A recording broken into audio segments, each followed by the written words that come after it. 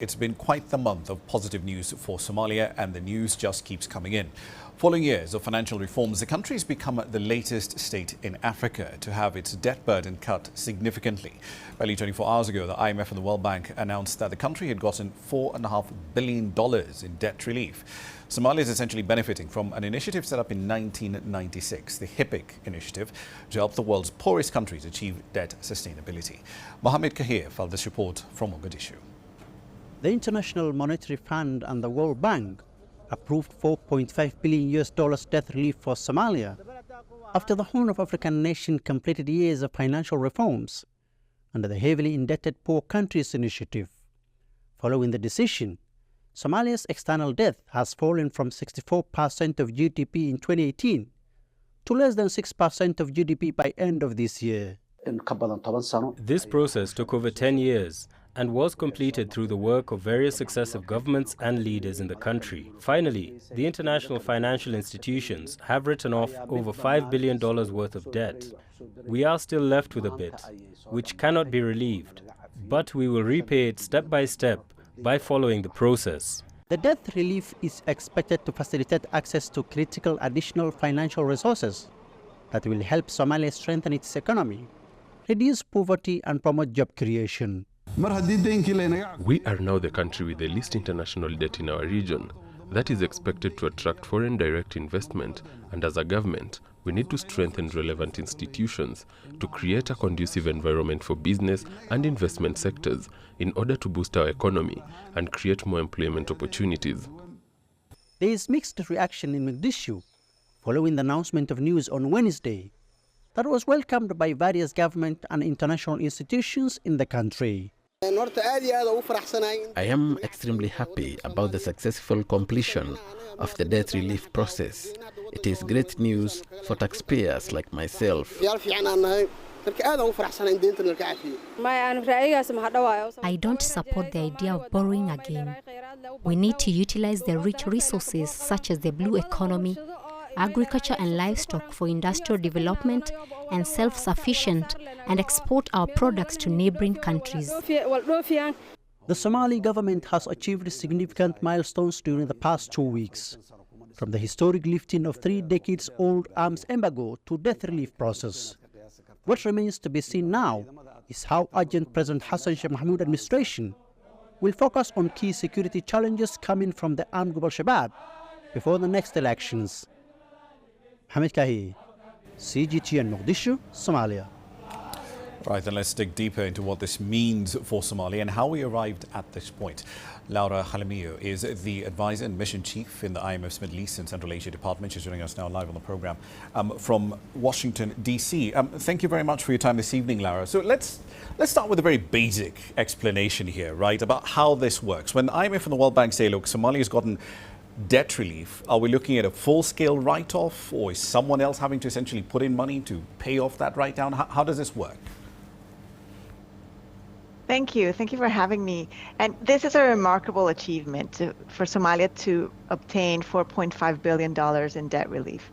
And this is an effort that reflects not only Somalia's very strong commitment to reform, but also the support from international partners.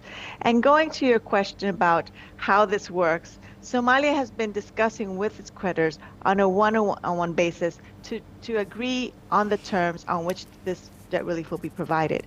For some partners, for some creditors, this will imply a full write-off of that debt outstanding.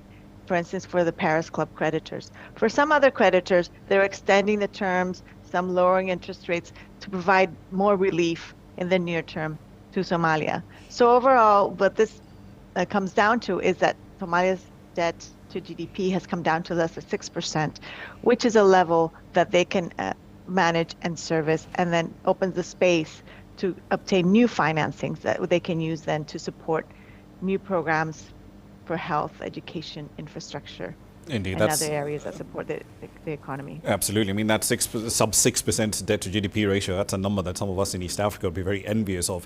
But let's look at the IMF Executive Board. They also did provide a waiver on the adoption and implementation of a single imports tariff across the ports that Somalia controls. Why?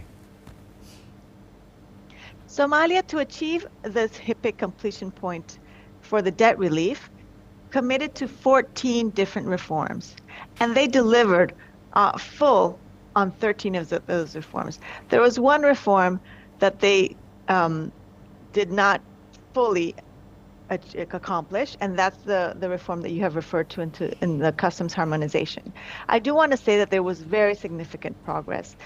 Until this important reform, customs payments in Somalia were based on the size of different packages and bundles, regardless of the content, regardless of the value.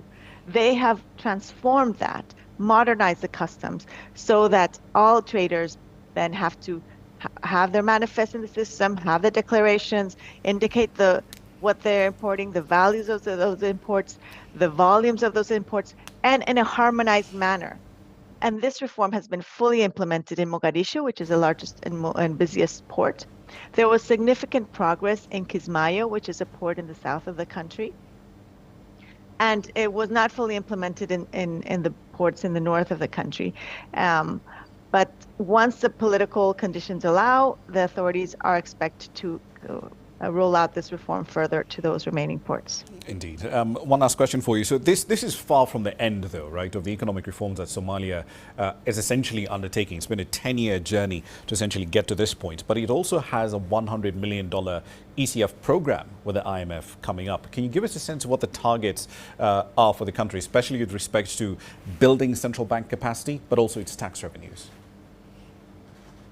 Yes. So Somalia has made remarkable progress in the last 10 years, but clearly the efforts need to continue. So Somalia still has widespread poverty. Growth rates need to improve so that it can reduce the poverty levels. And we will continue to support those efforts going forward with a new IMF-supported program. Those new reforms build on the achievements so far and concentrate on those areas that will help the government be able to provide better services to its population over time.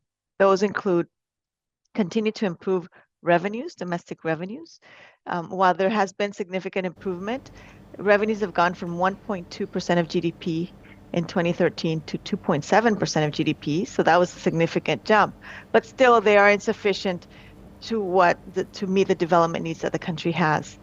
The second area has to do with improving expenditure management to be able to actually execute that expenditure in the most efficient way possible.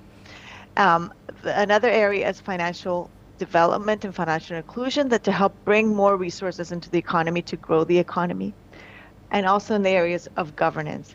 And that is also very important to bring investment into the country.